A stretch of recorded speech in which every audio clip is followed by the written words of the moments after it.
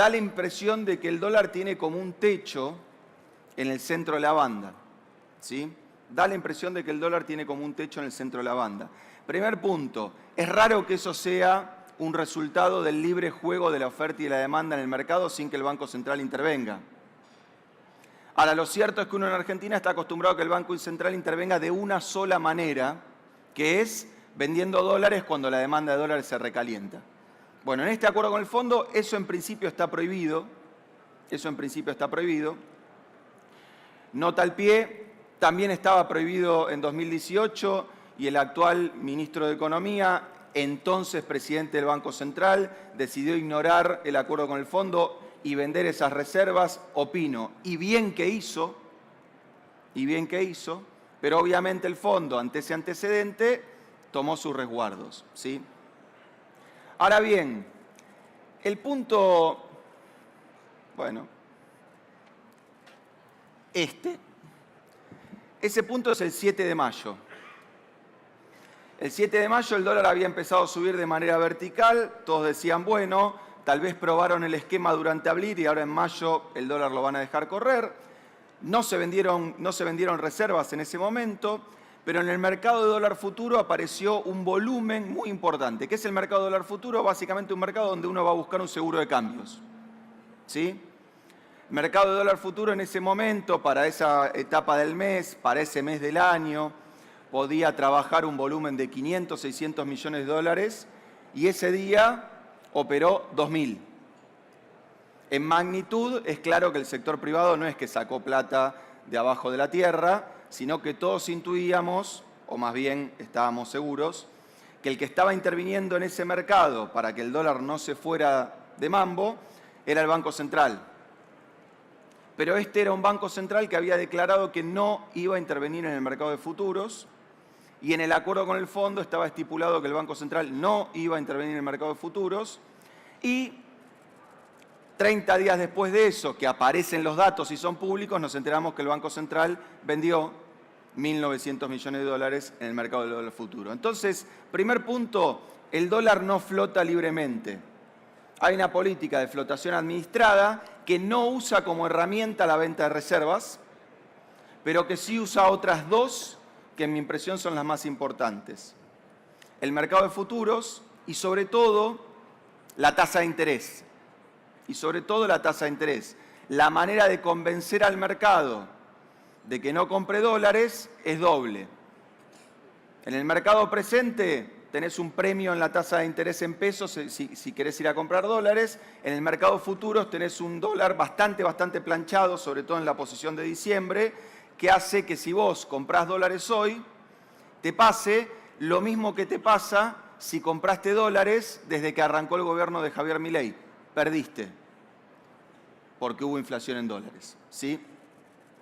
La consecuencia de eso, de ese dólar planchado administrado, es que la inflación fue a un mínimo que no veíamos hace mucho tiempo, 1,5, con mucha cuestión estacional en el medio, sí, pero, de nuevo, cuando el gobierno tiene un buen dato y algún analista dice sí, pero, qué sé yo, 1,5 con cuestiones estacionales que ayudaron, me parece que es un muy buen dato. Ahora, la contracara de esa inflación baja es esto.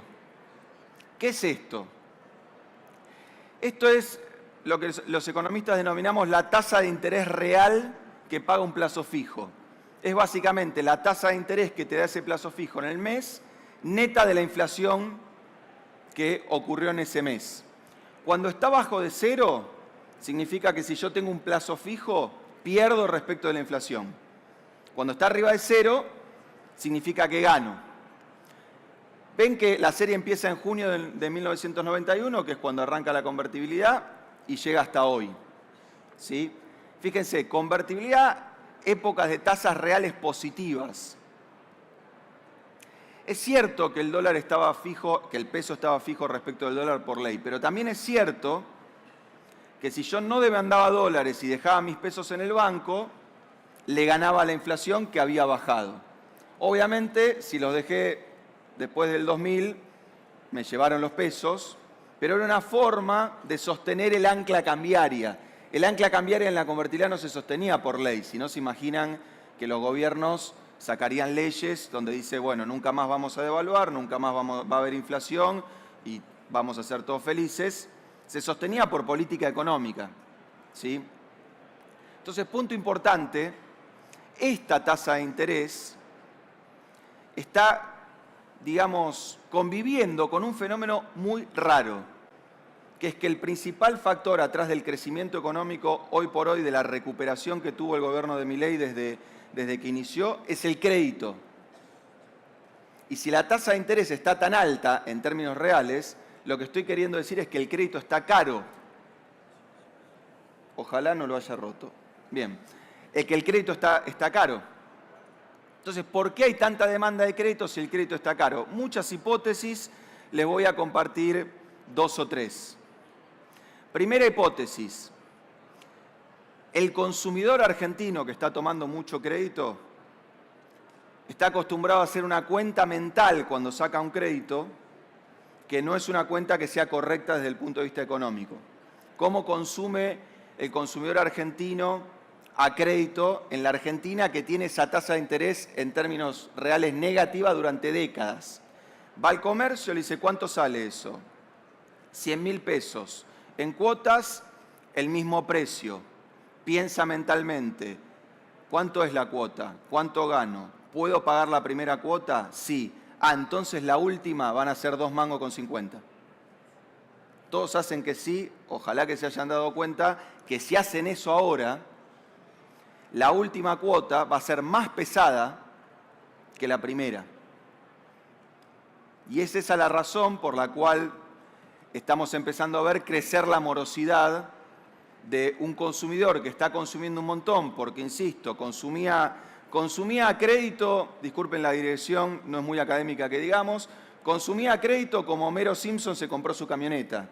No sé si todos vieron ese capítulo, pero Homero va a comprar una camioneta muy cara, le dicen que la puede comprar a crédito, el vendedor le dice, le quiero avisar que a los 6 años tiene que hacer un pago por el equivalente a 10 veces la camioneta. Y Homero le dice, eso pasa dentro de mucho tiempo, ¿no? Sí, bueno, deme la camioneta.